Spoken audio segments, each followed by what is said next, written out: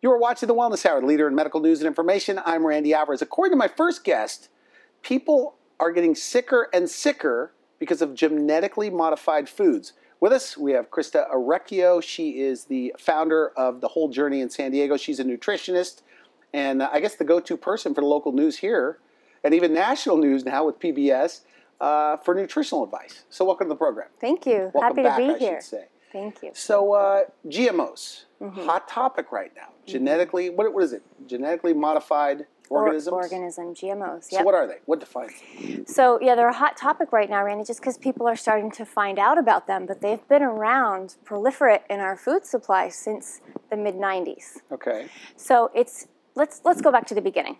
In the 1800s, we started crossbreeding, where you take two different organisms, the DNA of two different organisms, and you bring them together to produce something that has better fruit, matures faster. It's the best of both worlds. Okay. Since then, when we shifted it to make better food, we shifted it more towards commercial interests where we're injecting different DNA and we're creating these new species that haven't been found anywhere. So like DNA in nature. from one plant and DNA from another plant. Yes. To make what, a faster growing plant? To make a faster growing plant, a plant that's more disease resistant, a plant that maybe has pesticide built into it. Sometimes they'll inject the DNA with bacteria, and so this is so we can produce more food faster without having the manpower. So you don't need someone to go out and get the corn out of the field anymore because now a machine can do it, so it grows to all the same height. Interesting, interesting. Okay, so GMOs though, are in what are the common foods that you get GMOs in? Yeah, I'm so glad we're doing this because we're all eating them every day unknowingly because they're not labeled. They're in canola, soy, corn. They're in even papaya. You were mentioning that earlier. Papaya was when they first started. I read that right before you came. Yeah, I was on Wikipedia. There you go. They first started genetically modifying papaya, cottonseed, and most people think, well, if I don't really eat too many of those foods, but we're all getting them because many restaurants use soy oil and canola oil, and if we eat the meat, the milk, the eggs of an animal that ate GMO corn or soy, we're then eating that GMO corn or soy. And this, so your body doesn't, because it's a chemical in a way, or your body doesn't know what to do with it, so it has an immune response. Is that why it's making people sicker? That is one of the main reasons why it's making people sicker. So when we ingest a genetically modified food, this is a sequence that hasn't been found anywhere in nature. The body says, what do I do with this? I don't recognize it. Build up antibodies and fight it. So it's building up an immune response. It's causing GI inflammation, and it's really, we have so many different autoimmune issues now in this country that we really weren't struggling with. And you're pretty passionate about this. I mean, in the green room, I said, do you really think it's one of the main reasons why people are getting sicker and sicker today? Yeah.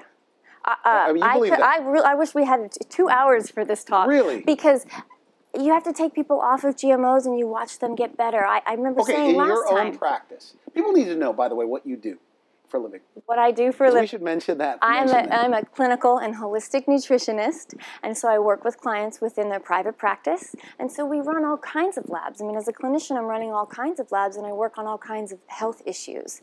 I approach it from a diet perspective, a lifestyle perspective, mental, emotional, spiritual, and obviously the physical. So when you take a sick person, some of these sick people, and you remove these GMO foods, you see them getting better? It's like watering a dying plant. When you take away what the body doesn't need, we're going to get to talking about GI repair, repairing the digestive system, and you repair the wrath that they've left in their wake, people get better. This is it. The body knows what to do, and I think in our society we've gotten so far off the mark where we try to trick the body, fight the body, drug the body, force it to do what we want it to do.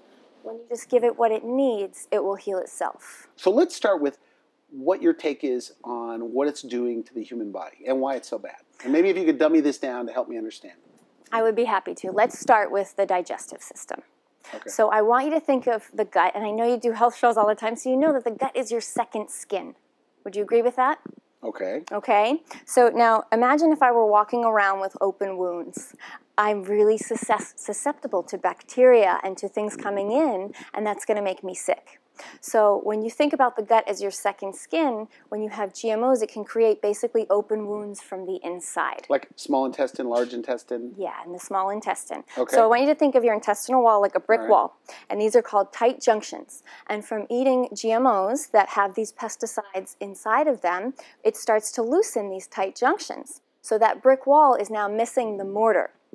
So we should have a nice tight intestinal tract, but when it's missing the mortar, now food that doesn't belong in our bloodstream is getting in. Bad bacteria is getting inside of our bloodstream. It's thinning out the lining of the gut. And look at kids today. Allergies, food sensitivities, things that really didn't exist when a lot of us were growing up and we could eat anything, but kids have to almost live in a bubble these days. Autism is on the rise. We have so many different problems, because inflammation is the root of all disease. So it's creating holes in the gut lining, in the intestines. Mm-hmm. And then what you eat, you have undigested food, if I understand this correctly, going into the bloodstream. And then there's an immune response and you get sick, etc. You got it.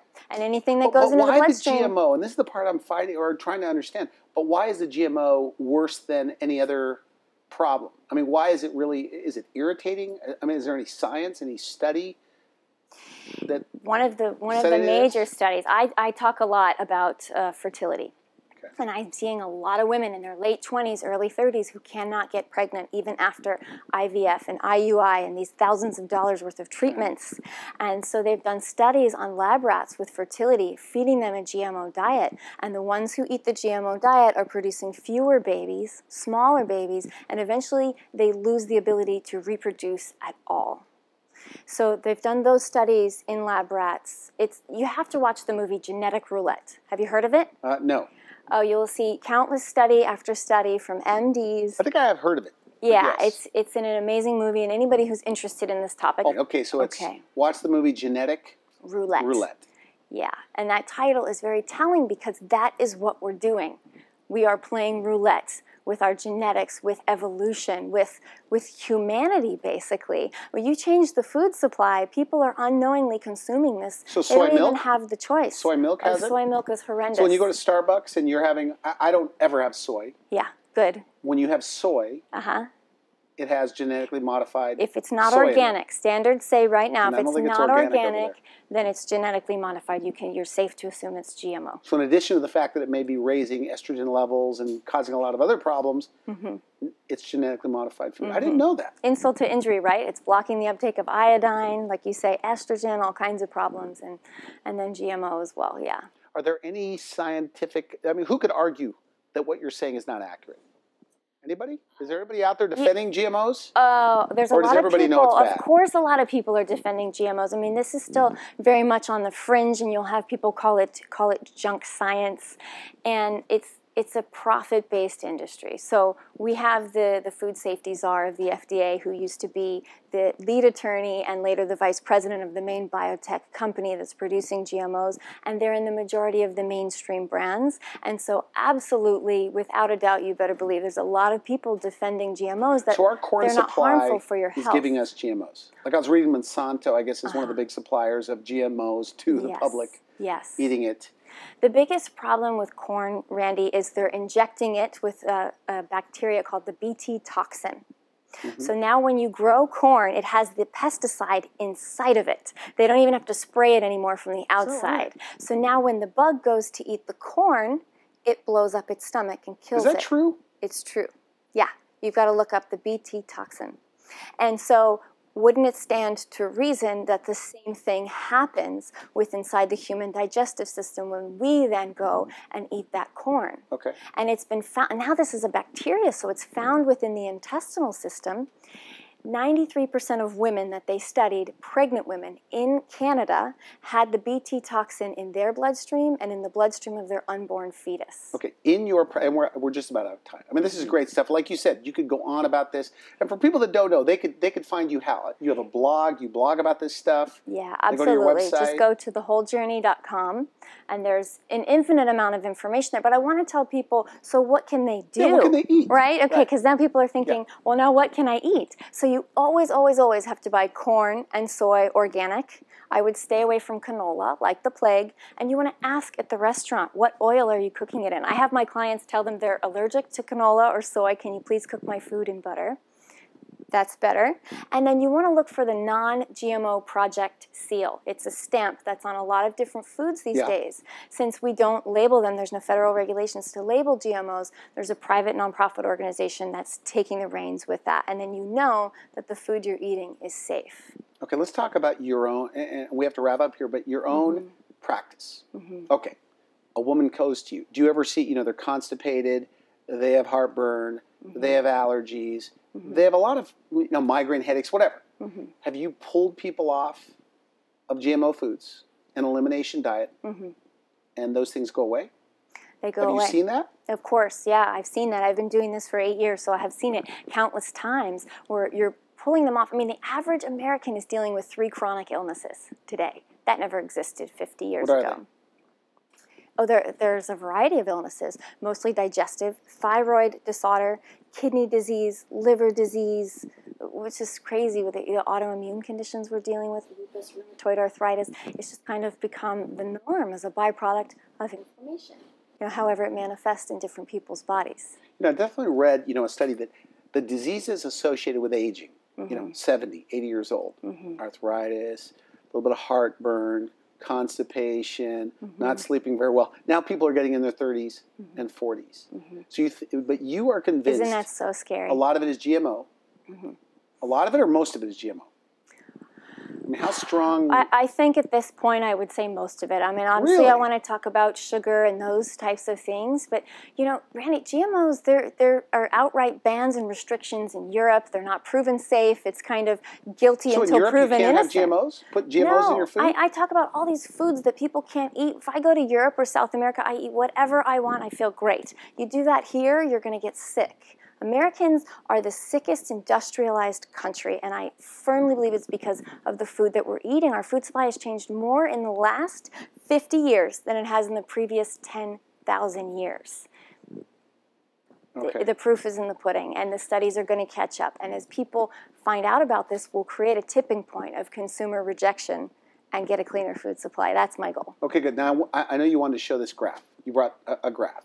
And we talked about it earlier in the show, but what are we looking at here on this healthy intestinal function? Okay, so going back to that chart and talking about what happens when I mention the tight junctions, you see there that it says there's a mucosal lining. That is your immune system inside the gut, and the gut and the brain are inextricably connected.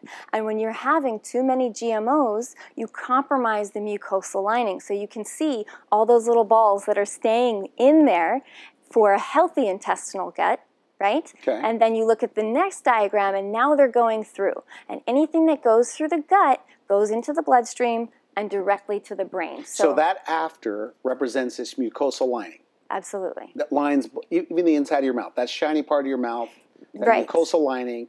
When you wear that thin, your food's going into your bloodstream. Exactly. Do I have it right? Okay. You have it right, and just a litany of other So problems. now I get it? You think I get it? I think you got it before. You got it. Well, no, this is very interesting. Good, good for you. A final message, though, because look, people go to Whole Foods, right? Yes. And the assumption would be that things are healthy there. So I look on things. Canola is in so many things, Yeah. and I'm noticing it's not organic to me. So are you saying? Because I didn't really realize that. I knew canola was bad, but I didn't realize the GMO part of it. So read your labels.